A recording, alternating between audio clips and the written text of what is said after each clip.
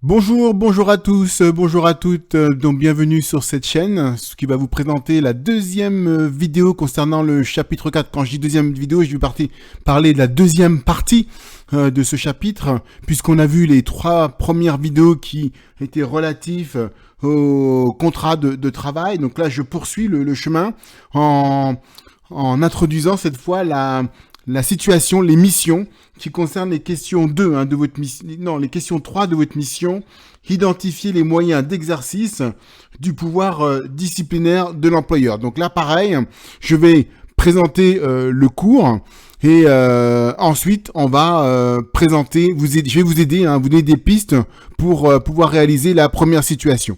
Alors je vais commencer par lire les questions qui vous est demandées dans cette mission. Par exemple, ici, vous avez trois salariés de la brasserie strasbourgeoise qui ont posé des problèmes ce mois-ci. Sur la pression du rythme imposé en cuisine, Lou, qui est commis de cuisine, a insulté un collègue de travail. Donc, il s'agit d'un premier comportement fautif de la part du salarié. Vous allez voir comment traiter ça. Je vais vous donner des pistes. À vous de finaliser la réponse. Ensuite, vous avez Julien qui arrive systématiquement en retard. Donc, l'action se répète pour prendre son service. Il est en retard. Et là, la directrice l'a rappelé à l'ordre et lui a adressé 2 avertissements. Donc, à vous de voir quelles peuvent être les sanctions, sachant que les sanctions devront être proportionnelles à la faute. Donc, qualifier la faute et déterminer la sanction qui pourrait s'y rattacher, sachant que légalement, il n'y a pas de présentation légale de la faute et de la sanction. Donc normalement, il va falloir regarder le règlement intérieur pour voir si effectivement ce type de faute est énuméré et si une sanction est rattachée à la faute. Donc la première question qu'on vous pose ici, c'est indiquer à Madame Smith, il s'agit d'agissement fautif de la part des salariés. C'est la première question. Ensuite, pour chacune des situations, on va vous demander d'analyser les sanctions possibles et leurs conséquences sur l'exécution du contrat de travail. Est-ce qu'il y aura rupture ou est-ce qu'il y a suspension? Enfin bref, je vous laisse répondre. Vous verrez, au fur et à mesure du déroulement du cours, les réponses vont apparaître. Et enfin, en 3.4, on vous demande de préciser s'il est possible pour les salariés de contester la sanction. Voilà. Eh bien, je vous propose de commencer le cours en commençant par une définition du pouvoir disciplinaire. Alors, petit 1, la définition du pouvoir disciplinaire, eh bien, effectivement, certains comportements de salariés peuvent constituer une faute. Donc, dans ce cas, c'est l'employeur qui peut infliger une sanction disciplinaire aux salariés et cette sanction sera proportionnelle à la faute commise en suivant la procédure préconisée par le Code du travail ou par les accords collectifs. Alors, ce qu'on appelle la sanction disciplinaire, ce sont les mesures autres que les observations verbales. À partir du moment où on vous fait une observation orale, ça fait pas lieu de sanction. C'est pas une sanction. Donc, c'est l'employeur qui, en fonction des agissements du salarié en question, l'employeur va considérer que cet agissement est une faute. Et donc, l'employeur va prendre une mesure équivalente à la faute commise. Alors, ça peut avoir des répercussions immédiates sur oui ou non la présence du salarié. On peut effectivement faire une mise à pied disciplinaire si on voit que si la faute est suffisamment grave, voire lourde, et que ça peut nuire à la continuité de l'entreprise. Mais ça peut avoir aussi des conséquences aussi essentielles du contrat de travail du salarié concerné. C'est-à-dire que si par exemple la sanction est une rétrogradation, eh bien ça va avoir un impact sur des éléments essentiels de son contrat comme sa fonction, sa carrière et même sa rémunération. Il peut effectivement voir sa rémunération baisser. Donc, passons à la suite maintenant. Deuxième point de la fiche ressource numéro 2, c'est la faute. Donc, comme je l'ai dit tout à l'heure, il n'y a pas de liste légale de la faute, ni dans la loi, ni dans le droit du travail, ni dans les conventions collectives. Donc, en pratique, les fautes sont classées en fautes simples, graves et lourdes, d'une manière générale. Ce qu'il faut savoir, c'est je vais essayer de vous donner des exemples, comme il n'y a pas de liste, mais je vais vous donner quand même des exemples où l'employeur va estimer qu'il y a une faute grave de commise, ou une faute simple, grave ou lourde, eh bien, c'est lorsque le salarié ne respecte pas le règlement intérieur. Vous savez, ce document qui est établi de manière unilatérale par l'employeur, ou lorsque l'employé ne respecte pas une note de service, Lorsque l'employé refuse d'exécuter ou de se mettre en conformité avec un ordre donné par l'employeur, lorsque comment dire, il y a non-respect de l'obligation, vous savez, de bonne foi, là, de discrétion et de loyauté. Lorsque le salarié, pour quelque raison que ce soit, que ce soit une colère ou une crise, enfin, j'en sais rien, se met à injurier ou à critiquer ou à menacer, voire même à être violent verbalement et physiquement, ou physiquement, là ça arrive très souvent lorsque le salarié fait des erreurs ou des négligences commises lors d'exécution de son travail, de tâches, mais que quand ces erreurs une fois ça peut arriver, mais quand elles se répètent, là on peut supposer qu'il y a éventuellement une incompétence professionnelle de la part du salarié, et là ça peut entraîner effectivement un licenciement pour motif personnel. Là c'est vraiment lié à la personne, ce qu'on appelle l'intitu personnel.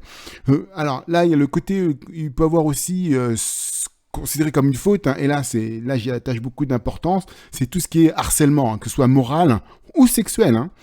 Donc dans ces cas-là, si le salarié commet ce type de faute, eh bien les sanctions, donc là par exemple pour harcèlement ou pour des fautes qui se répètent, des erreurs qui se répètent, là pour moi ce sont des fautes lourdes.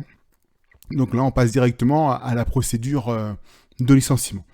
Alors faisons faute par faute, voir comment ça se passe. Non pas la procédure disciplinaire, mais voir de quelle manière on peut gérer ces différentes fautes. Donc je vais commencer par la faute simple. La faute simple que l'on a là. Et la faute simple, eh bien, c'est que le salarié qui commet cette faute n'a pas l'intention de nuire. Il n'y a pas un côté malveillant. Mais donc on va pas classer cette faute comme faute grave.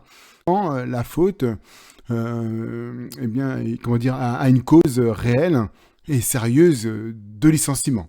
Donc pourquoi le fait de qualifier en faute simple, quand on reconnaît quand la faute simple est peut-être reconnue, par exemple à l'occasion d'une erreur ou d'une négligence commise par le salarié, eh bien dans le cadre de son travail, le salarié il va effectuer son préavis quand même. C'est pas une intention volontaire, il n'avait pas l'intention de nuire à l'entreprise. Donc les sanctions, la sanction, il va être licencié quand même, mais il va être moins lourdement sanctionné que pour une faute grave. C'est-à-dire que donc il pourra faire son préavis, il va recevoir les effets d'indemnité de rupture de contrat. Lorsque le salarié est licencié pour faute simple, il a le droit de percevoir et bien sûr s'il remplit les conditions d'en bénéficier, il va percevoir ces indemnités de licenciement, ces indemnités compensatrices de préavis, ainsi que ces indemnités compensatrices de congés payés, il y a droit. Ce qui n'est pas le cas pour la faute grave et lourde. Alors voyons, passons maintenant donc à la faute grave. C'est lorsque la gravité est telle que l'employeur, là, cette fois, il ne peut pas maintenir le salarié dans l'entreprise pour éviter tout risque avec ce salarié. C'est-à-dire que là, que les faits qui sont fautifs doivent être directement imputables au salarié, et la faute grave entraîne en général le départ immédiat. On ne parle même pas de mise à pied, immédiat. Il s'en va. La gravité de la faute, elle va être appréciée en fonction des circonstances propres à chaque fait. Donc la faute grave peut être reconnue même si la faute est commise pour la première fois. En pratique, on dit qu'il y a faute grave quand, par exemple, le salarié, il est souvent absent. Quand je dis souvent, il est absent, mais de manière injustifiée. On parle là d'abandon de poste. Lorsque le salarié, il est indiscipliné, ou lorsqu'il y a une insubordination du salarié, c'est-à-dire qu'il refuse d'effectuer des tâches de travail qui sont pourtant prévues dans son contrat. Et là, comme je disais tout à l'heure, le harcèlement, c'est sans retour, c'est la sanction suprême. Là. Donc, c'est-à-dire que là, harcèlement, soit il y a violence ou injure envers un autre salarié, ou des vols dans l'entreprise, ou si le gars arrive en état d'ivresse, là, ce sont des fautes graves.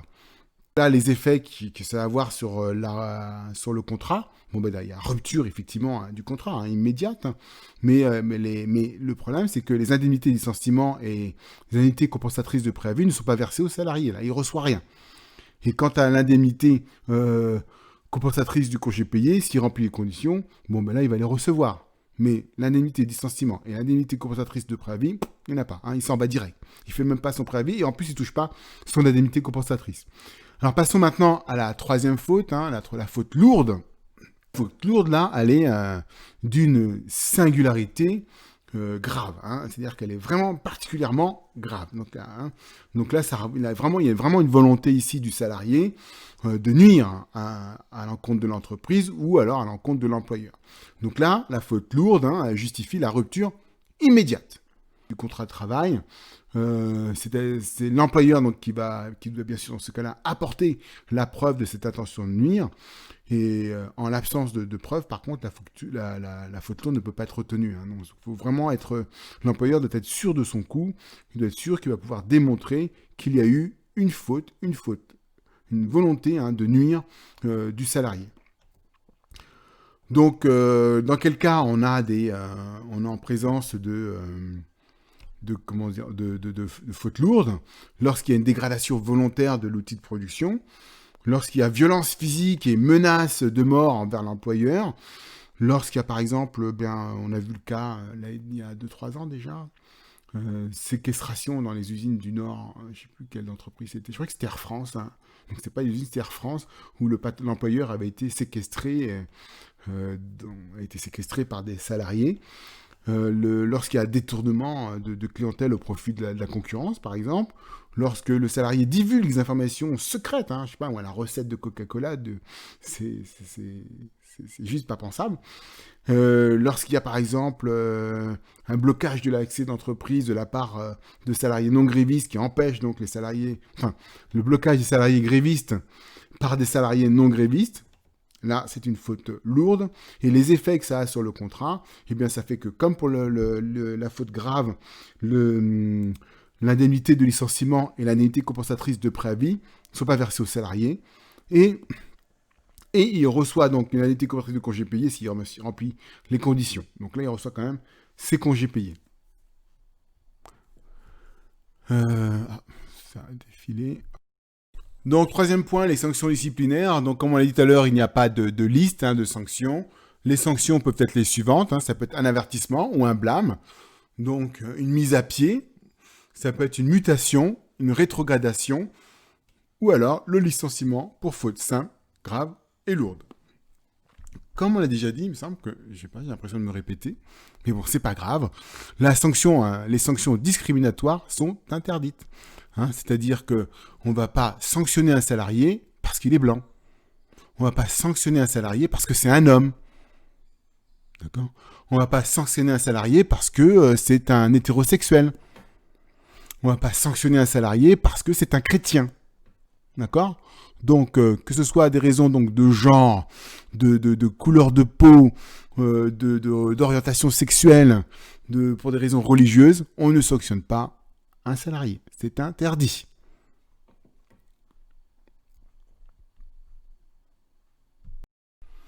Donc, petit 4, la procédure disciplinaire. Voyons donc cette procédure. Il faut savoir qu'une fois que la faute a été identifiée, l'employeur a 2 mois pour pouvoir établir la sanction, définir la sanction. Si la sanction est lourde, donc là, c'est que ça va avoir un impact sur les éléments essentiels de son contrat. On doit procéder à un entretien. Il doit y avoir un entretien dans les 2 mois du salarié. Le salarié peut se faire représenter par un autre membre du personnel. Et lors de l'entretien, donc l'employeur va va donner le motif de la sanction, et le salarié, à ce moment-là, pourra essayer, s'expliquer. Ensuite, à l'issue de l'entretien, l'employeur doit attendre 2 jours, comme pour la procédure de licenciement, avant de notifier au salarié la sanction, qui peut être un licenciement, une mutation, une rétrogradation, une mise à pied, un blâme, ou ça peut tout simplement toucher un des éléments de son contrat, c'est-à-dire sa fonction, sa carrière ou sa rémunération. Donc, ces informations vont être inscrites sur le dossier, s'il s'agit d'un blâme, il va être inscrit sur le dossier du salarié, Et maintenant, je vais passer donc à la sanction simple. Alors, lorsqu'il y a une sanction simple, donc ici, il n'y a pas, il y a pas lieu de toucher au contrat. Hein, normalement, le contrat n'est pas, ça n'a pas d'incidence hein, sur son contrat. Par contre, on va lui notifier, même pas besoin d'entretien. Hein, on va lui notifier la sanction. Hein, ça peut être un blâme ou un avertissement. En tout cas, ce sera une observation écrite, puisqu'on a vu qu'une observation verbale n'est pas considérée comme une sanction. Donc, on va envoyer quand même si on n'inscrit rien au dossier du salarié, on lui envoie quand même un courrier en accusé-réception, ou alors on lui remet en main propre contre une décharge. Voilà la procédure concernant les affaires disciplinaires. Donc voilà, je vais terminer avec cette partie-là. Je vais donc maintenant vous aider à aborder la mission, enfin la situation, donc numéro 4 du livre. Donc dans la question 3.1 de la situation, on nous demande si, c'est Madame Smith, Witz, pardon, qui nous demande si les agissements des personnels peuvent être considérés comme des fautes. Donc, est-ce que sous pression d'un rythme imposant en cuisine, ou commis de cuisine à insulter un collègue de travail, est-ce une faute ou pas? Je vous laisse y réfléchir par rapport à ce qu'on a dit juste avant, sachant qu'il s'agit d'un premier comportement fautif de la part de cette salariée. Donc, dans quelle catégorie vous allez mettre cette faute? Simple, sérieuse, grave, lourde. Même chose pour Lucien qui est serveuse, est arrivé pour la première fois en retard la semaine dernière. Ouh là là. Julie arrive systématiquement en retard pour prendre son service. La directrice l'a déjà rappelé à l'ordre et lui a adressé 2 avertissements. Très intéressant. Donc je vous laisse répondre tranquillement. Vous voyez à peu près ce qu'il faut faire. Hein. 3.2. Pour chacune des situations, analyser la sanction possible et les conséquences sur l'exécution du contrat. Donc c'est à votre bon vouloir, hein. C'est vous en tant qu'employeur, c'est à votre bonne foi hein, de voir quel type de sanction vous pouvez attribuer à cette faute. Sachant que à partir du moment où vous faites une observation verbale, c'est pas une faute. Hein. Mais vous pouvez très bien vous arrêter là pour certaines. Hein. À partir du moment où, voilà, si on arrive à envoyer un courrier ou à notifier, donc une sanction simple, voilà, là on rentre vraiment, il y a une faute, même simple, mais il y a une faute quand même. Ensuite, rappeler à Madame Switz les sanctions interdites. Là, j'espère que vous avez la réponse. Et enfin, préciser s'il est possible pour les salariés de contester la sanction. Donc voilà, donc il faudra lire pour ça les annexes 1, 2 et 5 et vous référez aux annexes 2 et 3. Enfin, la ressource 2 et 3. Je n'ai pas encore fait la ressource 3. Mais là, pour l'instant, vous pouvez très bien vous contenter de la ressource 2, ça suffira. Hein. Après, peut-être pour la dernière, la contestation de la sanction. Non, moi non, ça vous n'avez pas besoin de la... Bon, si vraiment, il peut la contester, hein, si vraiment il la trouve injustifiée, mais là, pour l'instant, la fiche ressource numéro 3 qui traite de la présentation de la procédure prud'homale, bon, vous n'avez pas besoin pour l'instant. Voilà. Eh bien, je vous remercie. À bientôt pour une prochaine vidéo. Au revoir.